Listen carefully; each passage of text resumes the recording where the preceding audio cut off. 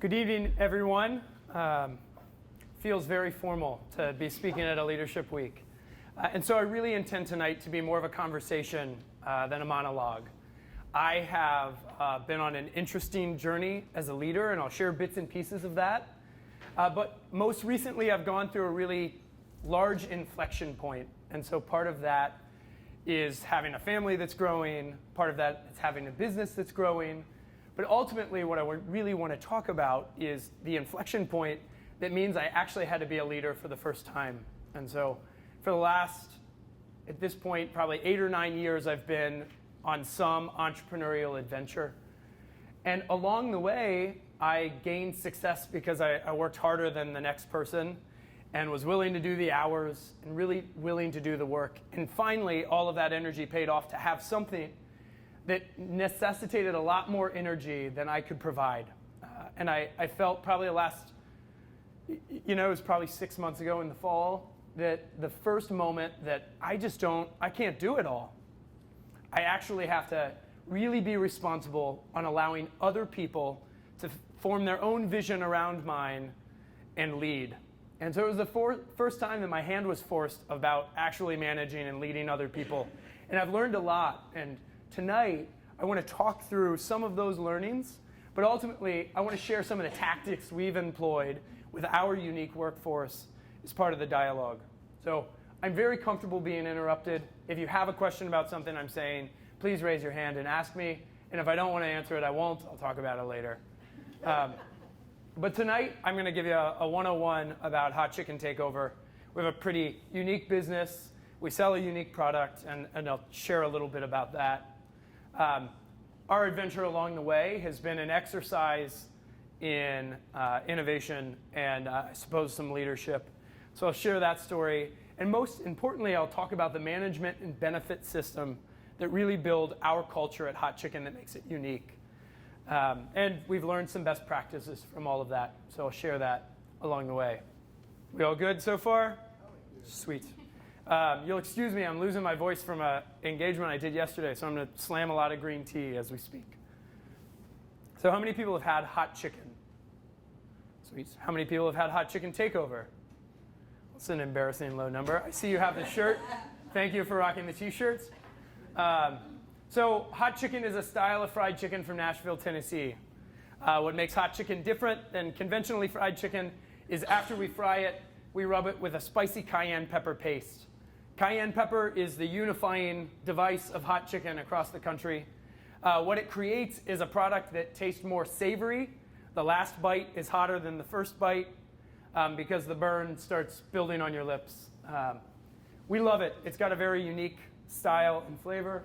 And it started to gain a lot of national momentum and attention. So if you've seen most recently, KFC spent probably $20 million advertising their version of hot chicken. That was a very positive influence on our business because the amount of people that are talking about hot chicken got drastically larger in our community. And we're happy to compete with KFC. We feel like we can do that okay. And so our story is a little different. And before I tell the hot chicken story, I want to give a little context about my adventure and what led me here ultimately. And so years ago, I went to one of your competitive schools, Capital University. And I graduated in 2006. And as part of that experience at Capital, so for those of you that are students, the privilege of going to college is figuring out what your identity is. You get 3 or 4 years as a safety net and a cushion to figure out what you want to do in the world. And that's a privilege not a lot of people have. And that's a lesson I've learned through the work we've done. So you have to take advantage of that. So while I was in that period, in that bubble, in that safety net of college, I started shaping my identity. And one of it was that I loved entrepreneurship. I had been an entrepreneur in some shape or fashion since I was in the 4th grade. My first business involved stealing things from our family's pantry and selling them to construction workers in our subdivision. It lasted for about a month before my mom caught on that I was running a business with no expenses. It was very profitable. And so I started then, and I went through a series of those types of things. I was even an amateur magician for a little while and did a lot of birthday parties. But I also did a lot of service, and service was a really big component of my life and my family. And it was in those formative shaping years while I was in college that I started to get really discouraged with service. And I was serving a lot of soup and doing a lot of canned food drives. And ultimately, what I realized, both figuratively and literally, is the soup line never got shorter. I could serve so much soup daily. I could volunteer and be at a shelter kitchen serving. And I really wasn't doing anything to tackle the root of the problem, the line. And so I started to feel compelled about how do I contribute in that manner to shorten the line. And so it became this metaphor for me. And so I went back to leverage the education I was gaining in business and the passion I had for entrepreneurship. And I had a really dear friend and mentor who was the dean of the business school at that point that said, there is a name for the things you're pursuing. It's called social entrepreneurship. So this was 2003. And so in Central Ohio, there were not a ton of people talking about social entrepreneurship then. There were a few people doing it. And I was lucky enough to get leadership and guidance from a lot of those folks. But it was a starting point. And so I started to shape the remainder of my college career around building experiences that could lead me down that path of becoming a social entrepreneur in some way. So how many people have heard of social enterprise before? Great. How would somebody define social enterprise? Go ahead. You either provide a service in an area where there is a service deficit, you hire people that are considered often unhireable, or you fund a nonprofit. Yeah, so yes, and all of those things. So there's a lot of gray area around this crazy definition of social entrepreneurship. I've formed my opinions through the years, and if I had to say it succinctly, what I would say is it's about a business that integrates social impact into its business model. You can't remove the impact without drastically changing the business model. And so this is very different than charity. There are a lot of businesses and a lot of entrepreneurs that determine that they want to be a charitable entrepreneur or a charitable business owner. And what that could translate to is, hey, for every $10 we make, we're going to give $1. It is a charitable act of business. But the business itself, beyond providing income, isn't creating a meaningful social impact on its own. And so my version of social entrepreneurship imagines how do you integrate social impact into your business model. So that definition took me 8 or 9 years to figure out. And for me, what started becoming really compelling was acknowledging what impact employment can have on somebody's life that is suffering from one of these symptoms of poverty. So I've done it in a handful of different ways, and I've failed more than I've seen success. Right before this story began, I failed pretty largely at trying to build a staffing agency, probably around the time that we first communicated, that was going to provide supportive employment to adults that needed a second chance at work, and do it on behalf of other employers. And I had a horrible sales pitch. So I went to one of the largest distribution center operators in town, a very reputable business that probably has a label on some of the shirts you have. And I said, I understand you're turning over your workforce pretty fast, and that's expensive. I also understand a lot of things are getting taken from you, and that costs money too.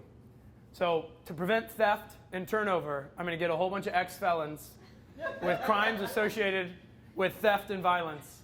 And we're going to come into your warehouse. No more problems. And it's crazy. I still believe it, and we're living it now. But it was a really difficult business pitch. And ultimately, we spent some money, lost our way, and really got caught in like #1 entrepreneurial crisis of not having what it takes to get to the next step of business. And so what we determined is we have to validate it ourselves. It's such a crazy idea when people hear it that we have to somehow prove it. So we have our own case study. And so we started looking for an idea. And at some point, my wife and I took a trip to Nashville, Tennessee. She was 7 months pregnant with our first daughter. And we just decided we can drive to Nashville. Nashville's close enough. It's comfortable, and we've never been there. And so we drove down to Nashville, and we had this thing called hot chicken. Everybody we met, and we said, what do we have to do in Nashville? And we said, you have to eat hot chicken. And there's probably a dozen different places that do it down there, mostly mom and pops. But we had the product, and the first thing was we loved the chicken. We waited 90 minutes for fried chicken, which is not something I would ever anticipate doing, but I'm grateful because people do it for us sometimes now. But we had hot chicken, and the first thing was the food. The second thing was the diversity of the people in the line waiting 60 to 90 minutes for fried chicken. And it wasn't just tourists. You know, it was people from the neighborhood. It was diversity in age, race, socioeconomic status. There were a lot of different people rubbing elbows in that line eating fried chicken. And it started to make me, feel very reminiscent about church potlucks and family reunions and the feeling, the sensation you get when a whole bunch of people are together that are around the same table, no matter their background. And I think fried chicken in some way in my mind has become this great equalizer of people across different kind of stratifications in our communities. And I wanted to do something with it. I thought this is something we could bring back. And so our story began on that Nashville trip, and it translated into our living room. There was a moment, my wife was out running errands, and she was going to the Bed Bath & Beyond for some reason. And she said, "Hey, I'm out. Do you need anything?" And I texted her a photo of a tabletop fryer that I found at Bed Bath & Beyond on the website. And I said, "Just buy me this." She said, "Nope, we're not doing it, Joe. This is a crazy idea. Our house will not smell like fried chicken." And after some coaxing and some funny text back and forth, she came home with a fryer. Probably the best $80 we spent, though our house did smell like fried chicken for 4 or 5 months. And so what we started in our living room was testing and validating this idea very leanly. Frying chicken is very difficult. It took me a long time to master. And testing recipes and hosting friends. And so we'd have these Saturday evenings where we'd buy a pay-per-view UFC fighting match, which is something weird my wife loves watching. And we would watch fights and host friends and eat fried chicken. And it started to come and shape all together. This picture up here in the corner is of one of our first concept dinners out of our living room. We realized fried chicken on its own wasn't good enough, so we had to serve some side dishes. We called my grandmother, Ma, and asked her to give us some recipes. And the form her recipes came in were, take a ½ inch of apple cider vinegar, pour in a ¼ inch of sugar, with no acknowledgement of what size bowl it was or anything like that. And it took us, a couple weeks to decipher. But we came up with side dishes to accompany our chicken. And then we went to concept dinners, and we rented out a cooperative food grocery store. We had a couple dinners there. From there, it moved outside of that space, and we sold tickets so that people literally had to buy a ticket to pick what kind of chicken they wanted, what hour they wanted to come pick it up, and they had to show up at a window on the side of this building where we had a kitchen.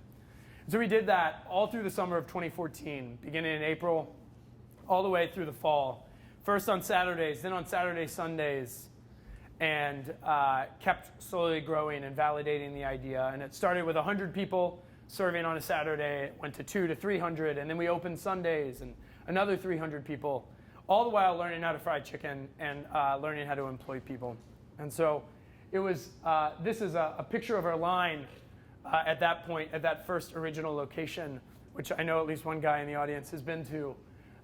And that was, we built a lot of memories there, and it started getting cold, and you can't stand outside in Ohio in the cold and eat fried chicken. And so we started changing the way we were growing. We funded a Kickstarter campaign through a lot of generosity through the community and bought a food truck. And then very soon after we made the investment in constructing that food truck, we had an opportunity to move to the North Market, which is a historic public market downtown. If you haven't been there, it's embarrassing to be a Columbus resident. You should be there all the time. And we moved upstairs at that location. Yeah, please. Tell them the choices of the chicken. For those who have been there, they need to hear it. Yeah, so very limited choices. Our menu can fit, I don't know if there's pictures of our menu boards there. So we have 4 spice levels of chicken: cold, warm, hot, holy. That's your choice. And you can choose any combination of coleslaw and mac and cheese. And you get free sweet tea. So you drink a lot of sweet tea at Hot Chicken. Go through about 400 pounds of sugar. But very limited, very focused, very good in moderation because it's a big, hefty meal. So we moved up to the North Market in December of 2014. And that's where things really started kicking off for us. It's the first time we're in kind of a conventional restaurant space that we're shaping. At this point, our staff went up to, I think we started the North Market with less than 20 staff members. We're currently up to 45 team members, and it's growing really quickly. And so at this point, our mission is in full force at Hot Chicken. And so we have created a work environment where generally we target over 50%, but I think now we're at 65 or so percent of our workforce are made up of adults that need a second chance at work because of a lot of impacts of poverty. And so whether it's a criminal record, poor work history, bouts in homeless shelters, whatever, we have a lot of community partners we rely on to refer staff into our system. And that team is growing. We're now open, what started at 3 days a week at the North Market, we are now open 5 days a week. Wednesday through Sunday, that's going to change by the end of the year. We'll probably be open 7 days a week.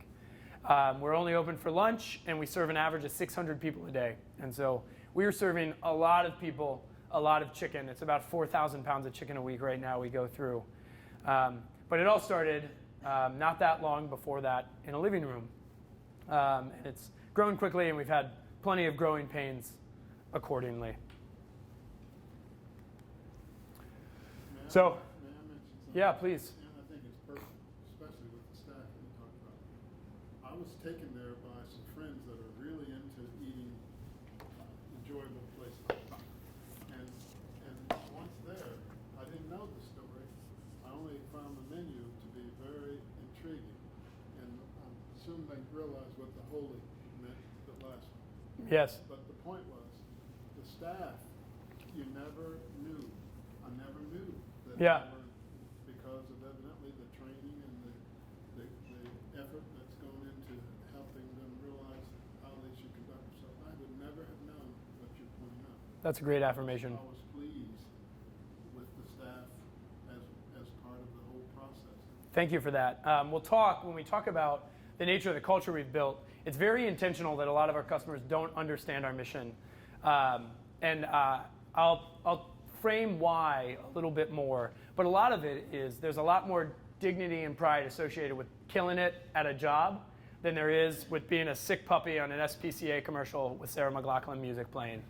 And so we don't want our staff to feel that way, and pushing them out in front as somebody that has been less than in their past in some way is not an environment we want to project. And so what we love about it is when we have a customer that just loves our food and then they learn about our mission, it's kind of a cherry on top. And it breeds a lot of loyalty and a lot of engagement and a lot of excitement around our brand. So both local and national press have picked up Hot Chicken because we have a message that's unique and we serve great product. But it does make a difference. One other point along that line is let people define themselves by their future rather than their past, which is something that everybody can learn from. Yeah, so as we talk about the difference between social entrepreneurship and charity in some ways, we make a decision that there are very few favors and very little charity that happens at Hot Chicken Takeover. And so we say the only favor all of our staff get are that we will judge them by their future, not by their past. Unfortunately, general work environments only judge people by their past experience, by their past work history, by their past performance. We make a choice to ignore that, meet people in the present, and learn about their future story. So it makes a big difference. So about 60% of our workforce is made up of this environment. We intentionally hire for two things, and it's motivation and humility. We don't hire for aptitude or work experience. We don't hire for resumes. We've built mechanisms to really vet out if somebody's motivated and humble. The reason those are so important, the first on motivation, Hot Chicken is a tough place to work. We grind out a lot of chicken. There are hours where in a single hour we will serve 250 to 300 meals. That puts us in pace with a lot of existing quick service restaurants like McDonald's or a Wendy's. So it is hard work, very difficult for our staff to manage at some points. The second is humility. We have a work environment focused around personal development and coaching. We'll talk about some of those mechanisms we use. All of our staff have to be looked in the eye and said, you did that wrong. If you do that wrong again, your work at Hot Chicken might be in jeopardy. And so you have to be open to feedback and accountability and support.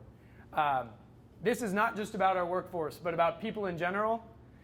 The willingness to take feedback and hear feedback is something not a lot of people have. And so this is a really unbelievable trait to build and form.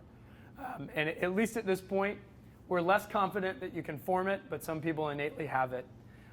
For people that have been through the correction system, particularly those that have served longer stints, this is a trait that many people just learn, unfortunately, out of survival, because they have so few opportunities on the backside of incarceration that it takes a lot of work and a lot of humility to open themselves up to new kinds of work.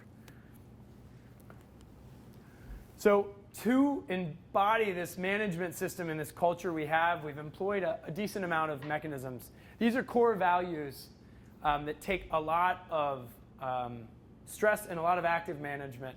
So as I think about leadership and the traits we've had to employ, what I realized in this last 6 months of this inflection point for my own personal development is that being a manager, being a leader is a job. It is a category all of its own.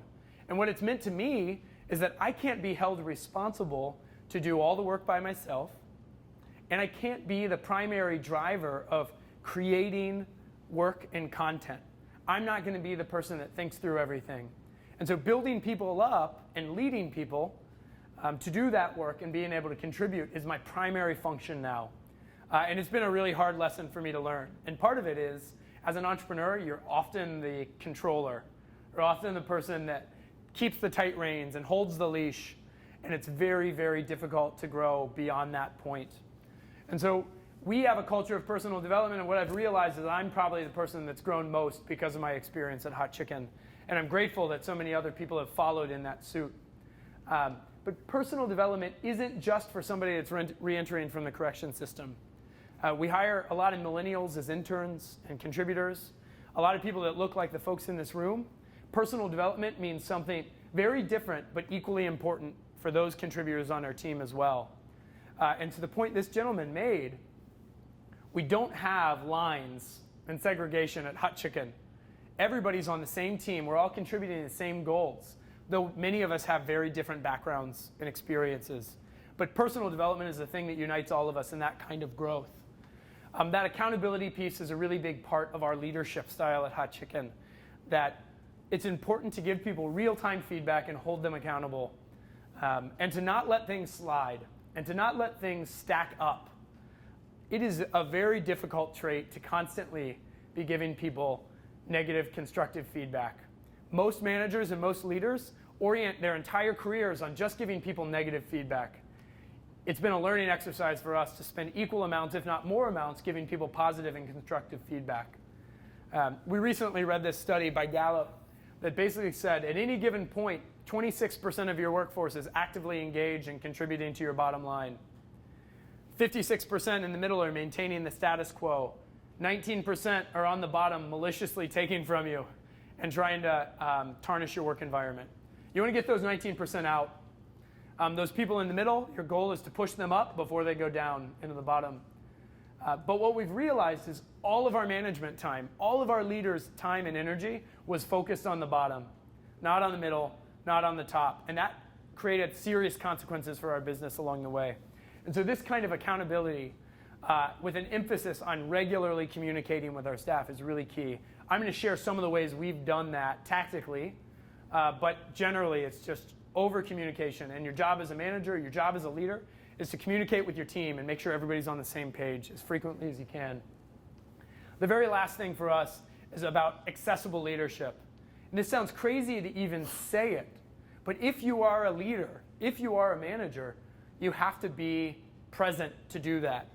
All too often we get caught up in operational responsibilities of running payroll, running performance reviews, all of these things that lock us into an office. It is our manager's job to maintain our culture, to be present. So if there are staff on the floor, 75% of our manager's time need to be alongside of staff one way or another. It's an expensive way to do it from an org chart, but it creates really, really vivid benefits for our company. So this is what our value system looks like and the way we hold people accountable. And so I'm not going to talk through all of these, but I think it's important to recognize that there are so many companies that put values on the board, and in their handbook. We were actually one of them for the longest time, and they were the same values that at some point we spent a lot of time thinking, what is really important about our work environment? But now what we've had to have done as our team grew, and now we're pursuing growth and what that looks like, is really thinking about tying back every employee's performance to one of these values. And so if you don't show up on time for your job, what of these values are you disrespecting, you know? If you don't orient yourself to these values, what harm will come to the business if you're not focused on growth, if you're not focused on professionalism? And so we really have to practice what we preach in all of these. And again, it takes really, really active management and leadership. And to embody those traits at Hot Chicken Takeover, what we've created is essentially a management infrastructure for ourselves, a cheat sheet for our employees about how to grow.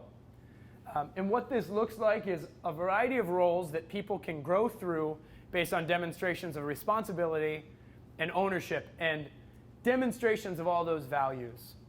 And so what we get to say to somebody coming in, oftentimes for those second chance employees we have, they have been generally disenfranchised from the community system in one way. They may have been on public assistance for some time and have waited in a lot of long lines to get support. And so when somebody's beaten down in that way for so long, to be able to say, listen, you're in control here. This is your job. If you demonstrate more and more responsibility, you would get more and more money and more benefits. But I'm not going to do it for you. We gave you the game board. It's your time to play. And so to push that back onto staff and team members is a really meaningful exercise. And it builds a lot of that pride and ownership for our staff. The way we maintain this environment and the way we try to deploy active leadership, and we keep this as kind of a moving target. So I premise everything I say by the fact that it's at 60%, we're growing every day, and it's not perfect by any means. The first is something called TSP. We heard this speaker once named Michael Olasso that talked a lot about TSP as a mechanism to provide feedback for people. So TSP stands for truthful, specific, and positive. So how can you deliver truthful and honest feedback to somebody? So it's not enough to say, good game, buddy, and give somebody a slap on the back. You have to say, what did you do that was good? And you have to be honest about it. So being truthful, being specific, and being positive. So one way we think about this is we build up people's banks every day. So every team member is going to hear some form of TSP every week. Generally, we try to have a check-in with every person every day. For a manager, we have a chart in the office. Our managers say, I gave Brett this feedback, or I gave Daryl this feedback. It's a great way to create documentation, paper trail, which is something you learn you need for HR from a compliance perspective. But it's also a really great way to build people up so that when we do go to them and say, whoa, you've showed up late 5 days in a row, 5 minutes late. What's going on? The second is that every staff member gets a monthly check-in. And so this isn't a performance review report. It's a documented conversation. What we aim for in that conversation is getting commitments from that person to their manager. And so a commitment could be, I've showed up 5 minutes early to every shift for the last month. Can you commit to keep doing that? Because that is the best example of our values that we've had, all month long. And so that staff member says, yes, I'm going to commit to doing that. And I sign my name on the list. Similarly, I'm going to commit to not be 5 minutes late. I'm going to commit to not create conflict with my staff or gossip or curse in the kitchen, whatever that might be. Those check-ins happen monthly. We also have monthly all-team meetings where we get everybody on our team in a room and we talk and we communicate. As you think about business, so for us, every time we have our current team in the room, it costs around $3,000. And so we have to make a choice as leaders of how do we get $3,000 worth of value out of having everybody together for 90 minutes. And so it's this balance of really thinking about the return on the investment we have as managers. And then every day at 10:40, our team, every hand that is on staff, whether it's administrator or kitchen, gathers in our restaurant dining room and has a conversation about what happened yesterday, what happened today. They can be 5 minutes, they can be 15, but it's an opportunity for us to reflect and talk about what we're doing and really kind of moderate all of our energy into one space and contribute to doing a great shift. It makes a big, big difference. So a management system alone doesn't do it. And as we share some of the lessons of what we've learned, it'll make a lot more sense. But the kind of second part of the conversation I want to talk about is specifically the benefit system we've employed to support our team members. So there's 3 categories of benefits we provide for our staff: financial stability, personal stability, and professional development. For an adult that has been stuck in the cycle of poverty for a handful of years or a handful of generations, which is more often the case, there is a lot of instability. That instability comes to work. We've created a benefit system to help moderate and mitigate some of the consequences of that instability. So if you think of, for those of you that have maintained a full-time job or worked at a university perhaps, you'll realize the types of benefits you get are things that improve the quality of your life. So what are the types of benefits you would get as an employer in kind of a white-collar work environment? Raises, promotions, insurance, health insurance, sometimes disability insurance, other things like that. Vacation, time off. Other things? Tuition reimbursement. That's a great one too. So if I am somebody stuck in the cycle of poverty, thinking about getting day to day to survive, is my orientation towards education? Probably not. Is my orientation towards appropriately maintaining my health? Probably not. Because survival is the name of the game. And that is a very tough game to play. One, I'm really grateful I never had to, because I was born into a family and a community and a neighborhood and structure that I realized created a lot of privilege for me that a lot of our staff members haven't had. And so what we've done is really retool what we think of a benefits approach to provide benefits that are at a different place in their life, that are a lot more focused around stability and the achievement of stability. How many people are familiar with Maslow's hierarchy of need? Great. What's at the very bottom? Yeah, like food, safety, security. What's one step up from that?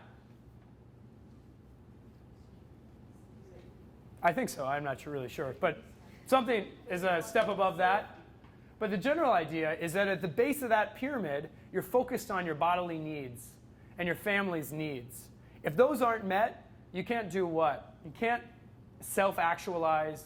You can't climb the pyramid. And so a lot of our benefits early on are about tackling those things. But as somebody's employment progresses through Hot Chicken Takeover, our intention is that we will progress up that pyramid and focus on larger components of somebody's identity, their work. We very much think about Hot Chicken Takeover the way I described my college experience, which was about taking 3 to 4 years with a little less stress to figure out what I wanted to do with myself.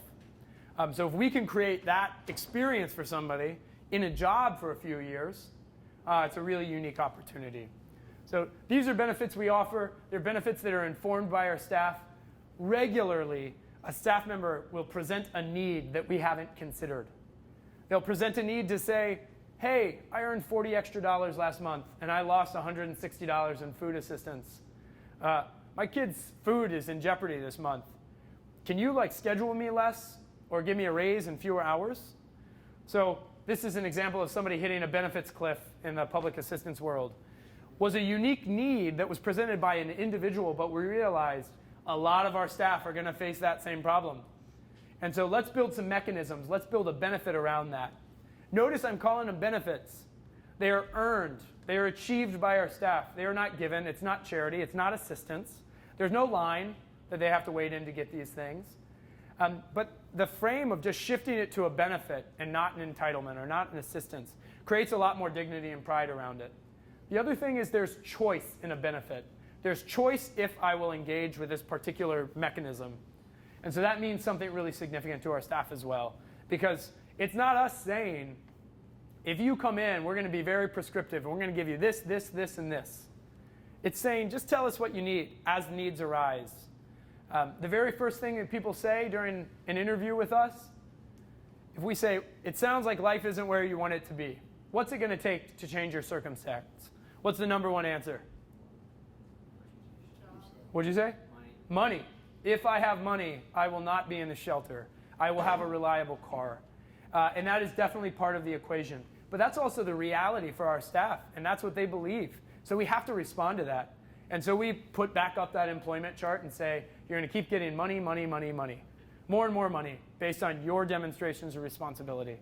But what we realize very quickly is that tapping into these things makes a lot of difference. One thing I'd acknowledge about our benefits is we find ourselves building things that are really preventing our staff members from engaging with a lot of the really predatory businesses in the community that take advantage of folks that are affected by poverty. So I live in German Village, just south of downtown in Marion Village, and there's a road called Parsons that basically flanks our neighborhood. So if you drive down Parsons, you'll count about 18 businesses in less than a mile and a half that are built to take advantage of people. And they provide a service. There's a market for what they provide. And it's buy here, pay here's, payday lenders, corner stores, carryouts, pawn shops, rent-a-centers, you name it. The list goes on. They provide a need. There is a market for those businesses, which is why there's 18 of them on one strip, But one of the highest impact things we've done is offer cash advances to our staff under a structured system to not put them over leveraged, to not charge them outrageous interest rates. We actually don't charge any interest rates at all. But that single mechanism that many perceive as high risk creates such an influence and retention for us. We have had a 98% payback of our cash advances. So it's not like we're losing much money doing it. And it makes a significant difference. And so this is what differences look like for us. I think these numbers might be 30 or 40 days old, so I'm not sure where they've at.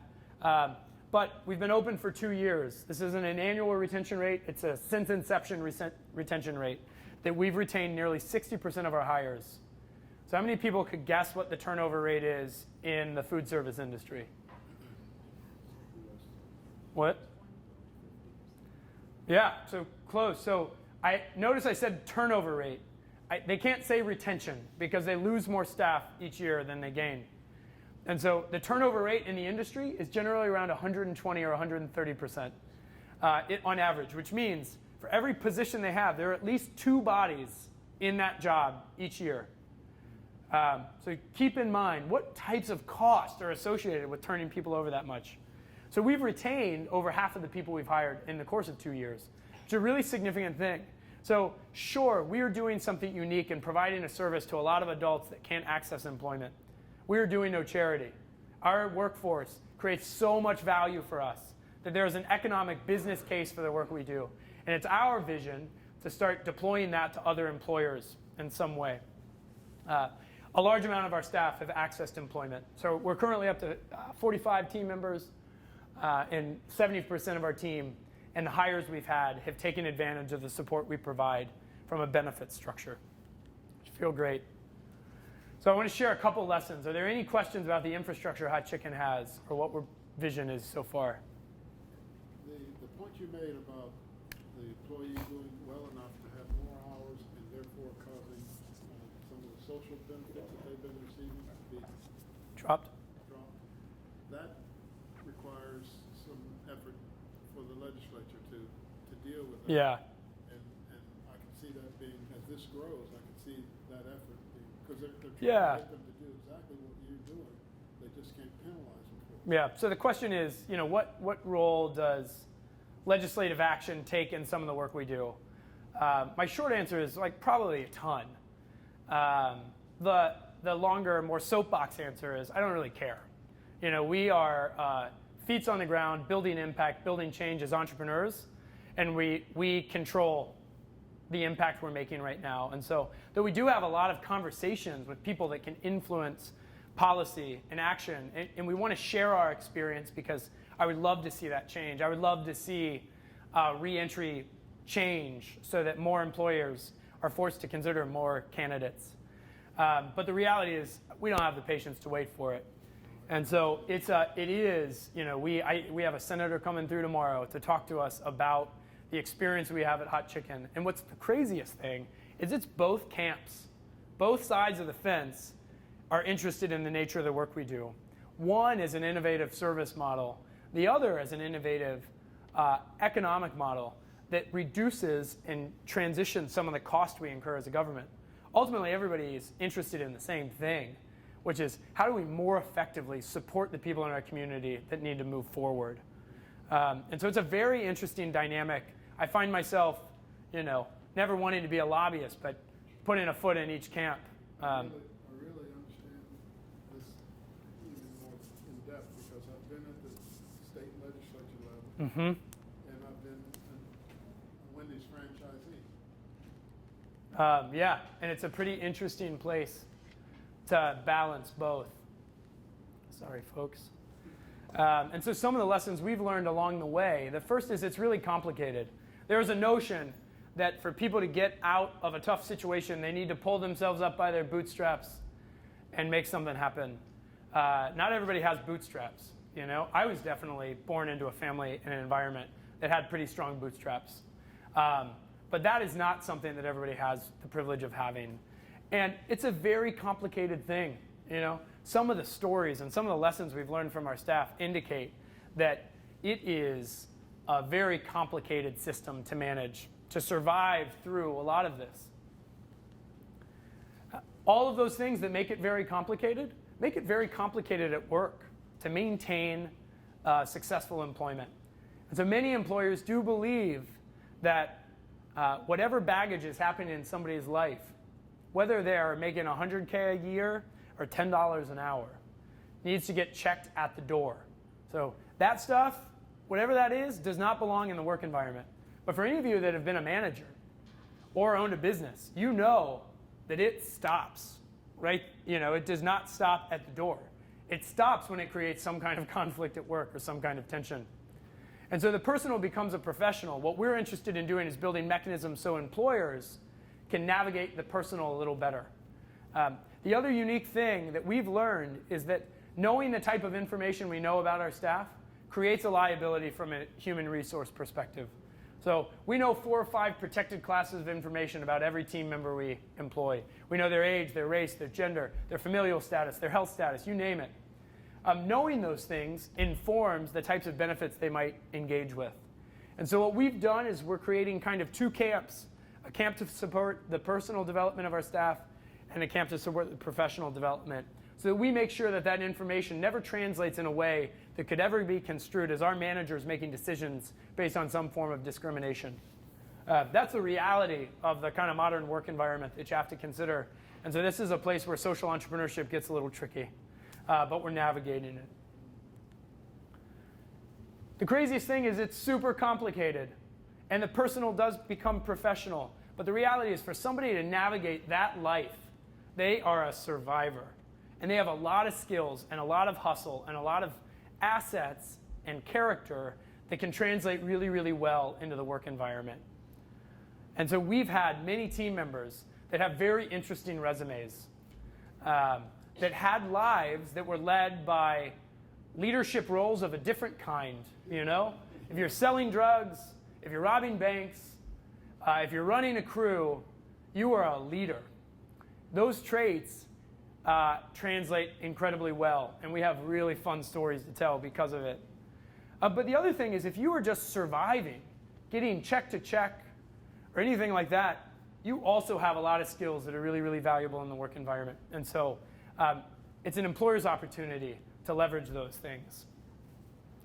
The last piece of this for us is that we don't believe the mechanism is social service or charity or anything like that, but it's HR. That HR is a tool that can create the accountability, the support, the pride, the dignity, all the things that are needed as a foundation for people to move forward in their lives. And we want to encourage other employers to do that work. So we are going down this adventure kind of full steam ahead, learning what we can learn and taking a lot of feedback because we also believe in humility and personal development as a company.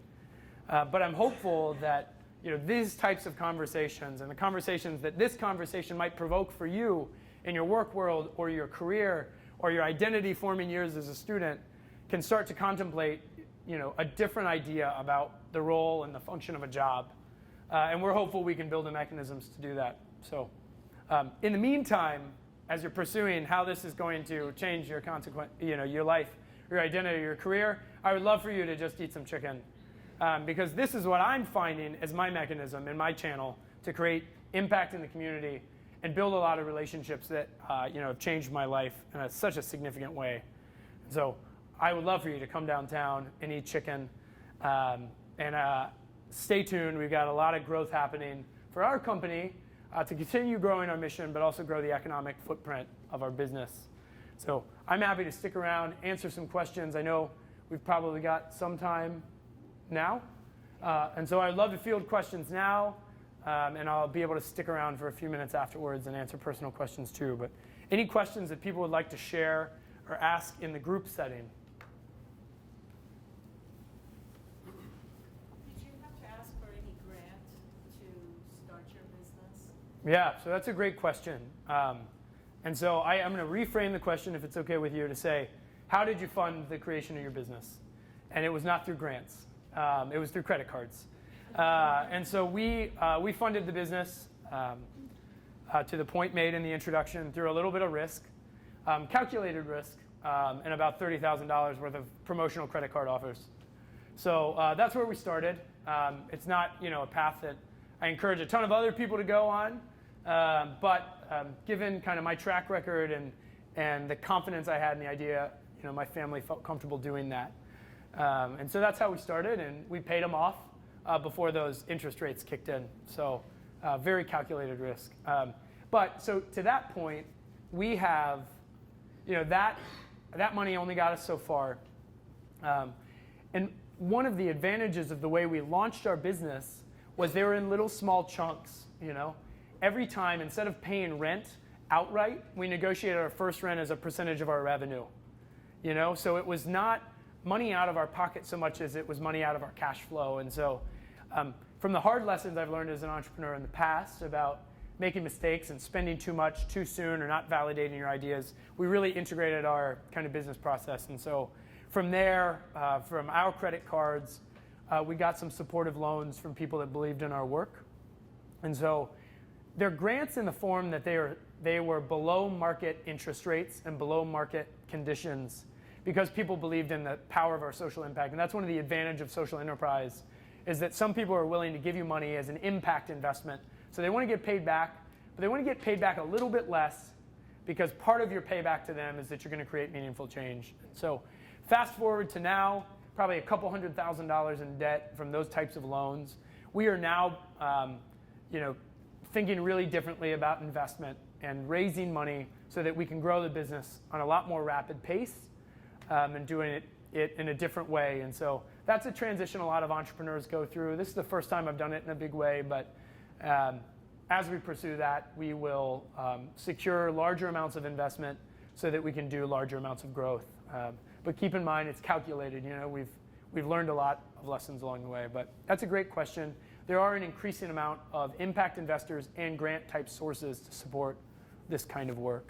Did I miss, is it your growth beyond the existing store at North Market is an additional store? Yeah, so we're going to build more restaurants, hire more people. Company owned? Yep, at this point. Right. Yep. Yeah. We call franchising the F word, and we don't say it very much. But maybe in 3 or 4 stores we'll talk about it. Because it's labor intensive. It is. And management intensive. It is, and that's what we're learning. I remember my first job was for a large company, and HR was called People Services. And I had the naive impression that they were helping me to develop. And it was a crude shock when I realized later on that HR was not necessarily my advocate. So how does that switch? You said the HR has to change. Yeah. Do you think does that adversarial situation exist in too many places, and is that important to that? I think there's a shift happening. We talk to a lot of HR professionals, and I do think there's a new orientation towards the actual function of HR in a business, and it's a lot more driven by maintaining successful cultures and retaining labor. The reason people have to do that is because a lot of the demographic in this room, which is that as young people that are aspirational and pursuing your vision and want to live a life that equally makes you money and makes you feel good about yourself and that you enjoy, it's putting a lot of pressure on corporations to keep you. Because you have the talent, you have the creativity, they just got to keep you engaged. I am one of those people. I'm on the tail end of that generation, and have left more jobs than I've kept. It feels like because I didn't feel engaged in a certain way, and I began my career in a much more corporate environment. So I hope it's shifting, and part of me doesn't really care because we're reaping the benefits of it, and I think people will catch on. And in the meantime, we're going to scoop up all the good people, and I'm happy about that. Yeah, please.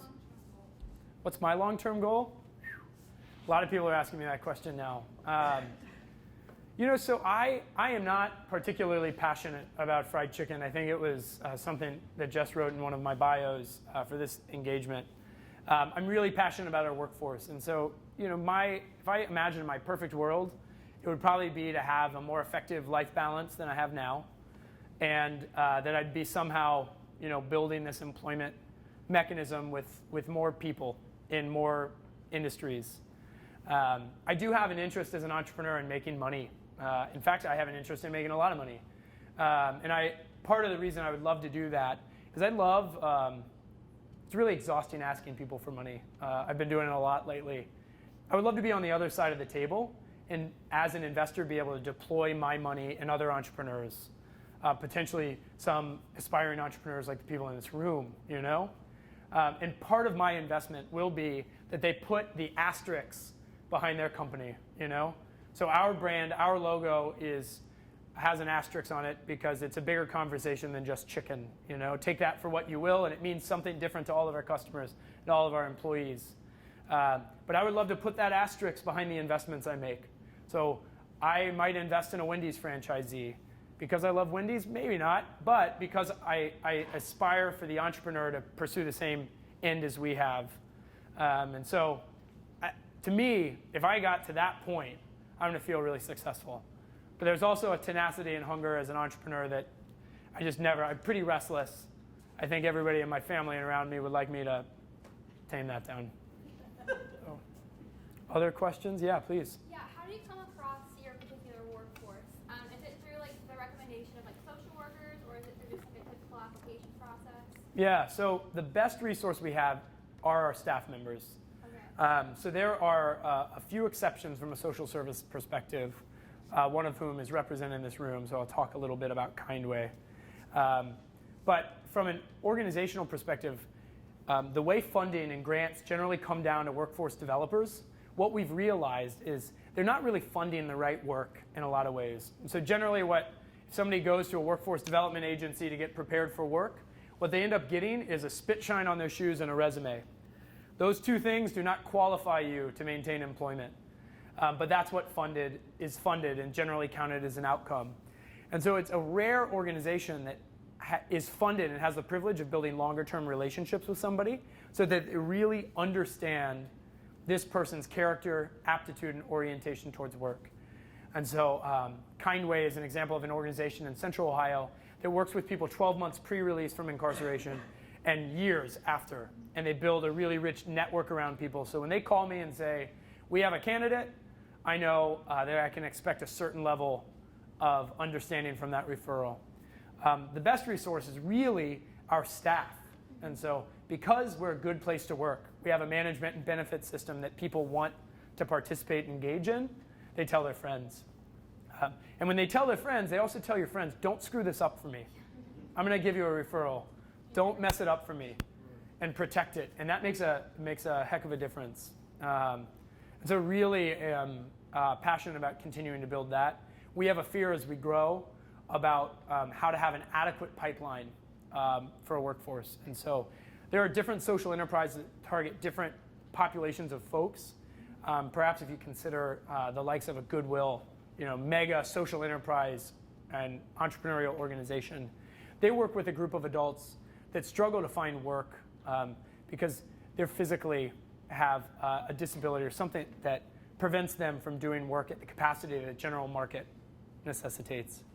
That's not our workforce. We work with very able-bodied folks that in many ways are only less than because of a negative credential on their resume. And so that's a shift and something I always like to point out to people. I'm just, One second, let me grab a few others. Where did you get your passion for your work? Or how did that arise? Yeah, I think it goes back to just being really, really discouraged by the nature of service in a lot of ways, because I felt like I wasn't making an impact, and making an impact was part of my life that I cared about. And so the other was I got a really great education by people that had been affected by poverty and had different stories to tell and experiences so different than my upbringing. And I learned a lot, and I gained a lot of perspective. And unfortunately, I think the general notion of social service has a little one-sidedness to it, which is very transactional. You have these needs, we have created a mechanism to support you, and we're going to deploy this service to you. That is not the type of relationship we have with our staff. And it's very contractual and mutual, that these are the things we are created that you told us you needed, and this is what we're telling you we need from you. If you stop honoring that, you stop getting access to these benefits. And so that's another tension in social entrepreneurship, and where our mission is sometimes at odds, because we fire people. We fire people because they're not holding up their end of the bargain, and that's tricky. And sometimes they're not holding up their end of the bargain because they're not at a point in their life where they have certain types of stability they need. So it's a shift. Another one of those logical tensions, and we got this written in an article recently, is we are pursuing a technology for our kitchen that will probably cut jobs for our business. And so you ask yourself, like, do we want a better POS system and a KDS system so that our kitchen runs more efficiently? Well, yeah, we definitely do. But why do we want it? Because we want to employ people, but we want to give people jobs that we need, and jobs that are needed. And so it's a tricky balance, and there's no right answer to it. the initial staff, since it's a good amount of those who are in need of this employment, Yeah. social service part, how do they, you're in a downtown location, you've got transportation problems for them. I notice in your benefits, obviously, at a point in time, they're eligible for some help. Yep. But they are in need of getting there the best way they can. Yeah. Downtown. So the benefit to where we're at right now is, of all places in Columbus with transportation issues, we're in the least bit of them, because we have all the main bus lines go right near our location. And so from a public transit perspective, our staff are doing all right. That's a tension and a conflict that we're pursuing as we look for the next spot that'll make it a lot more difficult. One more question? Yes? Do you have a partner building this business? That's a very great question. Thank you for asking it. Yes, I had my wife as a business partner and a life partner, and she's probably been the most fundamental to help me, be the sounding board for me. But a partner in the conventional sense of does somebody else own the business with us? No, we didn't have that. We had our credit card company. I guess they were a partner in some ways. But it's an interesting question, because now our business is maturing, and now we have to take on partners, because I don't have credit cards big enough to do what we want to do next. And so the next iteration of our business includes bringing on some partners, and that creates a different dynamic, because there are multiple cooks in the kitchen then. So I'm learning how to do that. So thank you for asking that question. Do you want to be my partner? Maybe soon. You've got some years still. Joe, thank you so much for coming this afternoon. Thank you, Jess. Thank you so much.